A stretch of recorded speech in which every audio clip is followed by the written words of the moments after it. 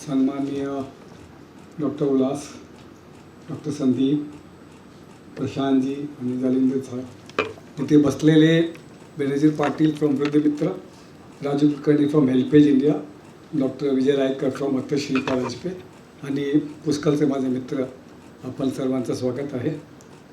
मुंबईतून येताना असं वाटलं की कधी पोहोचणार की नाही, पण आता फडणवीस साहेबांनी मॅचिंग लिंक लावली आहे, मला लवकर लावली. सर रिमेंबर मी, ही जी कल्पना होती ॲक्च्युली माझी आई, मी ॲक्च्युली गावातला आलेलो, पालघर हा गावात, हा माझा गाव, मूळ गाव, माझा जन्म कर्मभूमी महाराष्ट्र.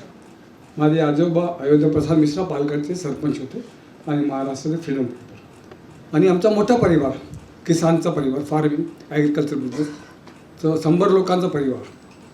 माझी आईने जिद केलेली, तू तुझं नाव मोठा करायचं, घरचं कामाचं नाही, फार्मिंग नाही, तुझं वेगळं नाव करायचं, इंडिपेंडंट व्हायचं आणि स्वतःचं काहीतरी करायचं आणि सर्व लोक आपल्यासाठी करतात, आपल्या परिवारासाठी करायचं. तू दुसरा कोणातरी वेगळा करायचं, म्हणजे do something for others, not for your self. एक त्याने किडा माझा डोक्यात केलेला होता. लहानपणापासून एक जिद होती काहीतरी वेगळं करायचं आहे. मग क्रिकेटचा आपण कॅप्टन झालो किंवा काहीतरी झालं, गावात काही झालं तर पहिला मी सापडणारा, पहिला मस्ती करणारा मी. त्याचा SSC झालो आणि त्याचा अगोदर अंजली मॅम, स्वागत, मदरभाव डिमेन्शिया केअर सेंटर, थँक्यू. मी 7वी असताना कॉन्व्हेंट स्कूलला होतो आणि कॉन्व्हेंट स्कूलला पार्शलिटी व्हायची, बॅक बेंचला कोणी विचारायचं नाही, मी बॅक बेंचर होतो. आम्हाला शिक्षा, आम्हाला जास्त ग्राउंड साफ करा, हे करा, तमुक करा, कधी आम्हाला प्रश्न विचारायचा नाही. मी प्रिन्सिपलकडे गेलो आणि सांगितलं मला लिव्हिंग सर्टिफिकेट द्या. 7वीत होतं फक्त, आणि जाऊन नवीन दुसरी लहान स्कूलमध्ये ॲडमिशन घेतली. लहान म्हणजे फक्त 14-15 लोक एका क्लासमध्ये. मी कॅप्टन झालो क्लासचं. मला असं आवडलं, काहीतरी वेगळं केलं आहे. असं करताना विल्सन कॉलेजला आलो मी मुंबईला, आणि आमची मैत्रीण पैसा वाटली SRVला. तर तेव्हा मुंबईला आलो, I could not speak English because I came from rural background. I could speak in Marathi or Hindi.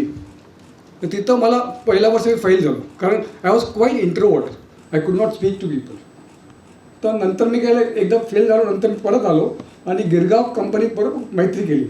म्हणजे माझी मराठी पण चांगली झाली आणि इंग्लिश पण चांगलं झालं. असं करत करत पुढे गेलो. इंडियन आर्मीसाठी अप्लाय केला, पण माझ्या वडिलांना सांगितलं की नाही, तू माझा एकटा मुलगा आहे, नाही जायचं.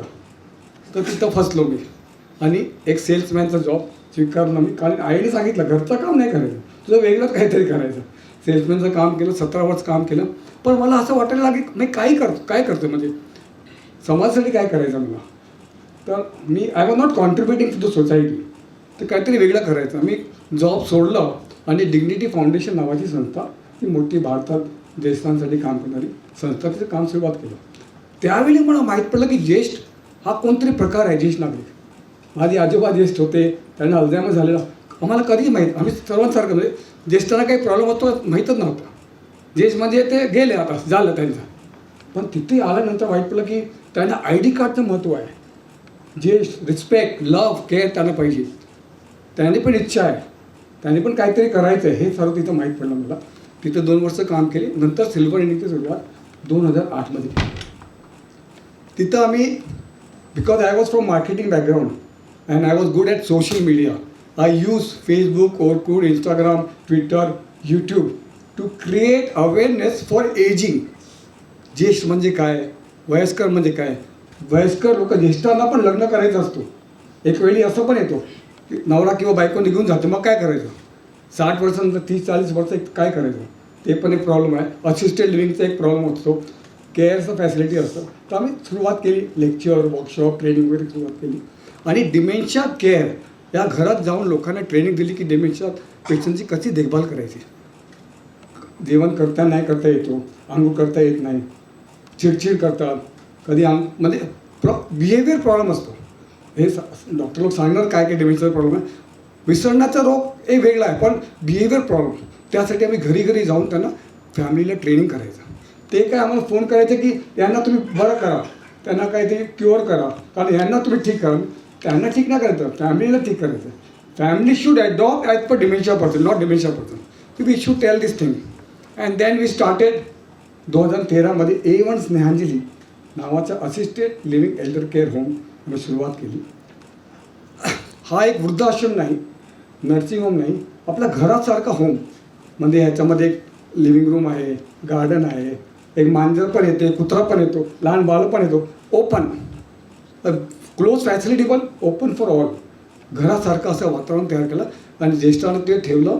आणि असे ज्येष्ठांना ठेवलं ज्यांचे मुले म्हणजे मुलगी ते कामाला होते. They could not handle them at home, they could not take care home because they will not train how to handle them. So they wanted to care for their parents. तर आमच्याकडे म्हणजे ते आले आणि राहायला सुरुवात केली. आणि ही जर्नी जे करताना मला वेगवेगळ्या प्रकारचे एक्सपिरियन्स आला. अँड आय अंडरस्टूड की डिमेन्शिया अल्झायमर, स्मृतिभ्रंश हा काय कोणाला माहीतच नाही. डिमेन्शिया अल्झायमर हा वेस्टर्न शब्द आहे, काहीतरी कुठे ते वेगळं, आपल्या देशामध्ये नाही, आपल्या महाराष्ट्रात नाही असं लोकांना वाटत होतं. केरळामध्ये हा माहीत आहे लोकांना, कारण तिथं मोठी मोठी फिल्म झाली, लिटरेसी आहे, त्यांना माहीत आहे शब्द. पण आपल्या महाराष्ट्रामध्ये नाही. विसरतोय, म्हातारा झाला आहे, वेळा झाला आहे, असं काहीतरी आपला दिसाभूल होतं. पण त्यासाठी हे करताना मी सांगितलं की आता आपलं काहीतरी पुस्तक लिहायला पाहिजे, एक्सपिरियन्सेस. आणि what was written, what is simple English, what is dementia, what is Alzheimer, how to give them bath, झोप नाही आली तर काय करायचं, जेवण नाही केलं तर काय करायचं, आणि वेगवेगळ्या प्रकारची फॅमिलीची स्टोरीज. मी आपल्या आईवडिलांनी कसं हँडल केलं, माझ्या नवऱ्याला कसं हँडल केलं, बायकोला कसं हँडल केलं, त्याची स्टोरीज. आणि महाराष्ट्रभरात किंवा देशाभरात कुठले सेंटर आहेत, कुठले डॉक्टर आहेत, त्याची माहिती, हे सर्व त्या बुकमध्ये आपण करून घेतलं. ते 2017मध्ये केलं. आणि एक जिद होती की आता ही इंग्लिश म्हणजे एक क्लासला ही पुस्तक जाते, सर्वांकडे जाऊ शकत नाही. तर महाराष्ट्रामध्ये राहतो, म्हणजे महाराष्ट्र आपली भाषा आहे, त्या भाषामध्ये याचा पहिला हे करायला पाहिजे आणि घरोघरी जाण्यासाठी काहीतरी करायला पाहिजे. तेव्हा I met mister Prashant Talankar ji, आणि through my friend mister Gawand. He was a good friend. He said I has to talk, wherever I go I has to talk, की मला हे करायचं ते करायचं. आपण एक बोलण्याची सवय आहे. त्यांनी सांगितलं शैलेश तू कर, मी आहे तुझ्या पाठीशी. आणि काय विचारताना त्यांनी सुरुवात केली, यांना मी सांगितलं. आणि ह्याने पण कसं केलं, कसं करायचं आहे मी त्यांना सांगितलं. वर्ड टू वर्ड करायचं नाही, हे माझं हे होतं. दुसरं आहे की जिद होती, हां सॉरी देखो दिस इज व्हेरी इम्पॉर्टंट. तुम्ही हे माझं लक्ष केलं आहे, बरं, थँक्यू. तर आम्ही विसरलो बघा. आता मला पण डिमेन्शिया होतं काय डॉक्टर. तर वय होतो तेव्हा आपण स्ट्रेसने किंवा कामाने व्यस्त होतो तेव्हा आपण विसरतो. तसं आपण हे प्रवास करताना मी त्यांना सांगितलं की हे पुस्तक लिहायचं आहे, वर्ड टू वर्ड करायचं नाही. जसं आहे तसं लोकांना माहीत पडायला पाहिजे काय लिहिलेलं आहे, आणि सरळ मराठीमध्ये. आणि त्यांनी नंतर मला यांची प्राजक्ता प्रकाशन करून माहिती करून संपर्क करून दिलं. त्यांनी पण फार प्रतिसाद दिला आम्हाला. आणि 2-3 महिन्याचं याच्यामध्ये त्यांनी पुस्तक लॉन्च केली. आणि त्यांचं वैशिष्ट्य म्हणजे महाराष्ट्र सर्व जिल्ह्यामध्ये तालुका लेवलवर त्यांची पुस्तकाची दुकाने जर आहेत, स्टॉल आहे, तिथे त्यांची पुस्तक जाते. एज्युकेशन इन्स्टिट्यूट, स्कूल, कॉलेजमध्ये पुस्तक जातं. आपला हे काय धैर्य काय आहे, ही सेल्फ हेल्प बुक आहे आणि सर्व घरी घरी जायला पाहिजे. फक्त ज्येष्ठांसाठी नाही, त्यांचं मुले बाले नातेवाईक सर्वांकडे पुस्तक. माझी आजी माँ का खजाना कैसा होता है, उस तरह का हर घर में पुस्तक होना चाहिए. डॉक्टर के बाद हम बाद में जाएंगे, पहले उसकी जानकारी तो हमको होनी चाहिए. अँड डिमेन्शिया अल्झायमर हा स्मृतिभंग हा ना नॉन क्युरेबल आहे. Like cancer, diabetes, blood pressure cure होत नाही, हा पण क्युअर होत नाही. पण इथे लोक घाबरतात, स्टिग्मा असते, मला फिअर असते, कोणाला सांगत नाही, अरे नाही झालं आहे म्हणायचं नाही कारण तू वेळा आहे असं झालं. असं नाही, अवेअरनेस झाला म्हणजे आपण डॉक्टरकडे जाणार ना. औषध आहेत, ट्रीटमेंट आहेत, पण आणि प्रिव्हेन्शन पण आहे त्याच्यामध्ये. त्यासाठी अवेअरनेससाठी ही पुस्तक आपण छापली आहे. तुम्ही हे पुस्तक यूज करा आणि माहिती द्या आणि लोकांपर्यंत पोचवा आणि सर्क्युलेट द पुस्तक. Thank you for coming here. Thank you very much.